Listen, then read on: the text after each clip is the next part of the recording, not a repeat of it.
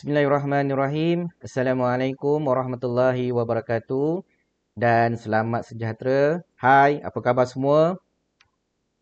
Video kali ini saya akan terangkan cara-cara penyediaan platform Flutter untuk pembangunan aplikasi mudah alih. Saya TS Dr. Muhammad Nur Asri Ismail, pensyarah kanan Fakulti Sains Komputer dan Teknologi Maklumat, Universiti Tun Hussein On Malaysia. Di akhir video ini, penonton akan dapat menyediakan platform Flutter untuk pembangunan aplikasi mudah alih dan menghasilkan aplikasi mudah alih menggunakan template Flutter. Berikut adalah langkah-langkah penyediaan platform Flutter. Yang pertama, instalasi Android Studio. Seterusnya, yang kedua, instalasi Visual Studio Code.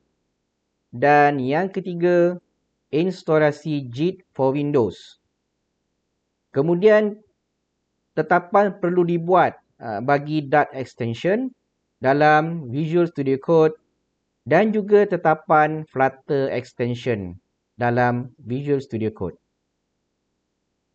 Jom kita mulakan instalasi. Baik, untuk mendapatkan fail instalasi, buka mana-mana web browser. Kemudian pergi ke flutter.dev.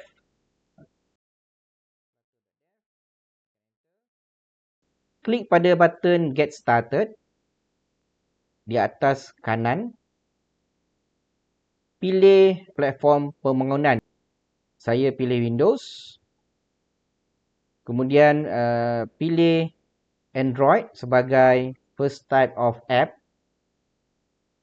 Okey, boleh tengok di sini requirement, minimum dan recommended. Yang pertama kita download JIT for Windows. Just download. Kemudian kita download Android Studio. Klik.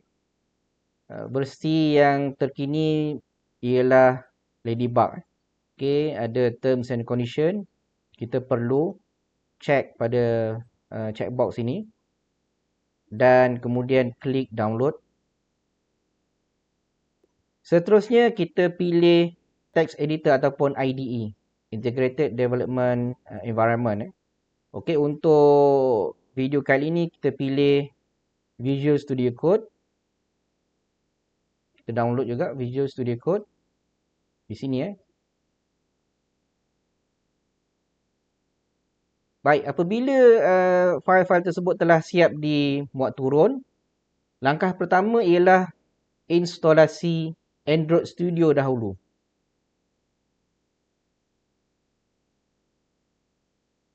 Klik button next. Kemudian klik button next. Saya ambil setting yang default lah. Klik button next and then klik install.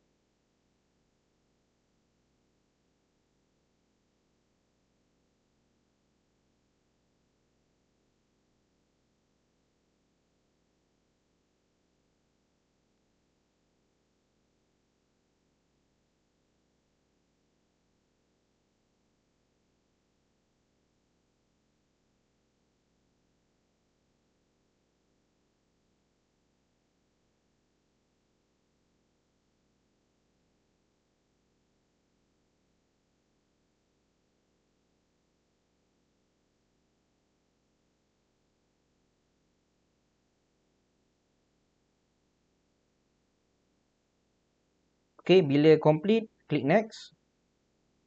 Tak perlu start Android Studio lah. Klik finish. Okey, next step ialah install Visual Studio Code. Okey, sama juga di sini ada license agreement. Kita kena accept license agreement ni. Kemudian klik button next. Sama macam Android Studio tadi, saya pilih yang default. Okey. Klik install.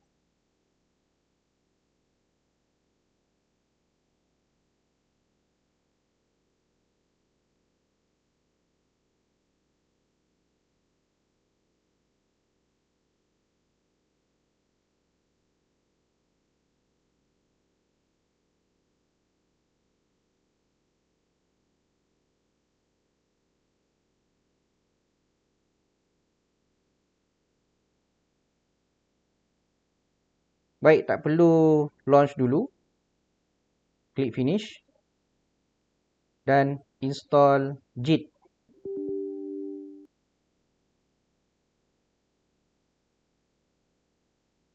Yes. Okay. Yang ini kita ambil yang default. Yang ini pun default. Okay, untuk editor ni kita pilih Visual Studio Code. Okay, use Visual Studio Code as JIT default editor. Okay, kemudian next. Next. Yang ini pun next. Yang ini pun next. Seterusnya next. Next. Seterusnya next. Next. Next. Yang ini pun next juga. Dan klik install.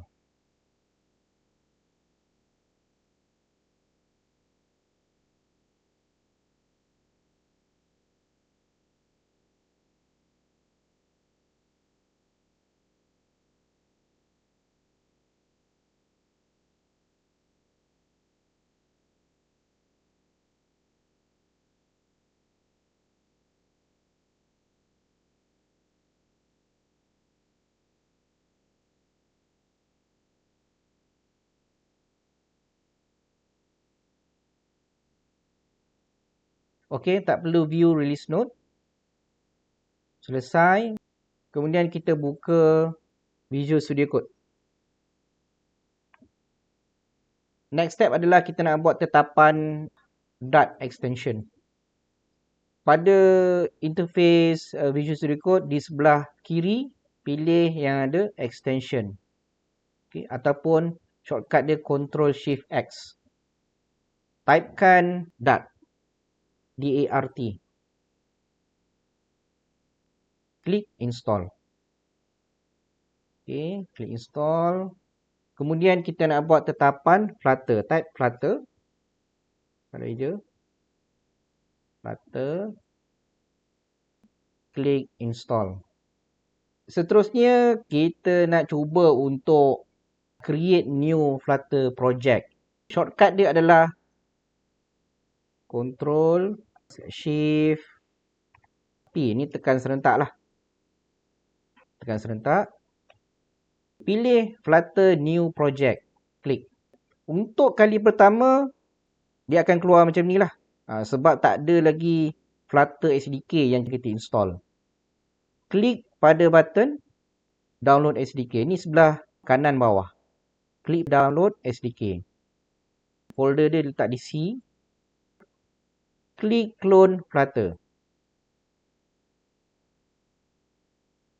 Cloning ni dia menggunakan JIT for Windows tadi. Mungkin dia akan mengambil sedikit masa.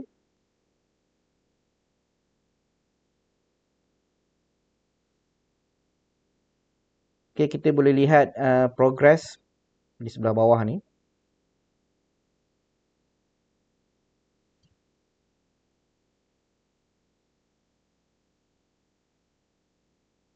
Proses ni mungkin akan mengambil sedikit masa lah. Jadi perlu ada sedikit kesabaran.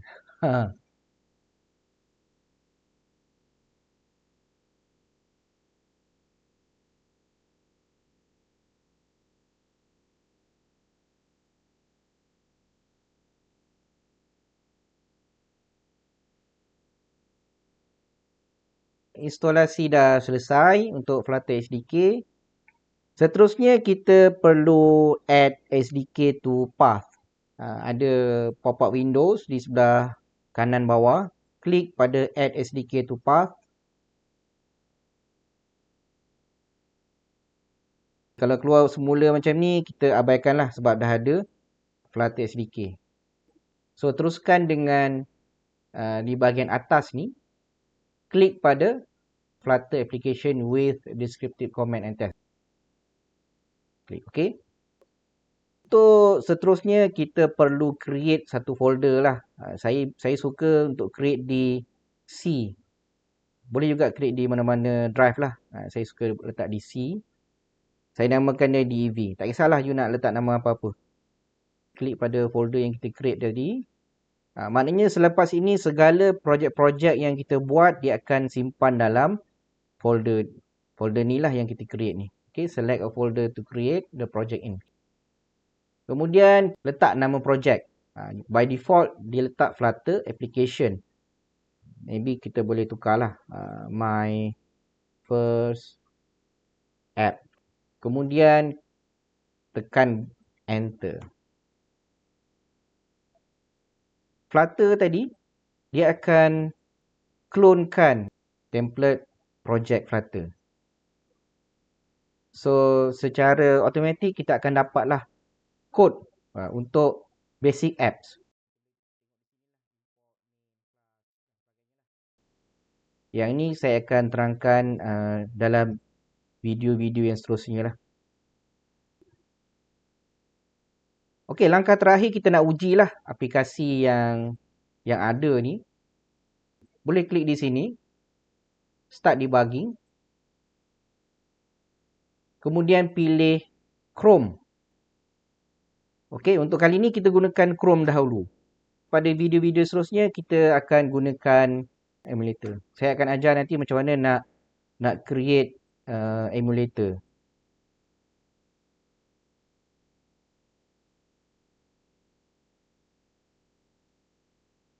Jadi coding kita tadi dia dah berjaya lah di-compile dan run.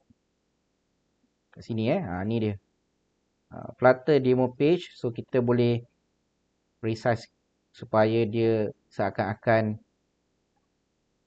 size dia seakan-akan dengan telefon lah So ini adalah aplikasi yang dihasilkan menggunakan template. So kita boleh uji kat sini. Button untuk increment. Okey, berjaya. Jadi kita dah selesai lah objektif kita pada video kali ini untuk menyediakan platform Flutter untuk pembangunan aplikasi mudah alih. Jadi kita dah buatlah langkah-langkah 5 langkah ni dah selesai. So itu sahaja video pada kali ini. Saya harap semua penonton dapat berjayalah menyediakan platform Flutter untuk pembangunan aplikasi mudah alih dalam PC masing-masing. Jadi jumpa lagi di video-video yang seterusnya. Happy coding. Selamat berjaya. Okay. Assalamualaikum warahmatullahi wabarakatuh. Bye.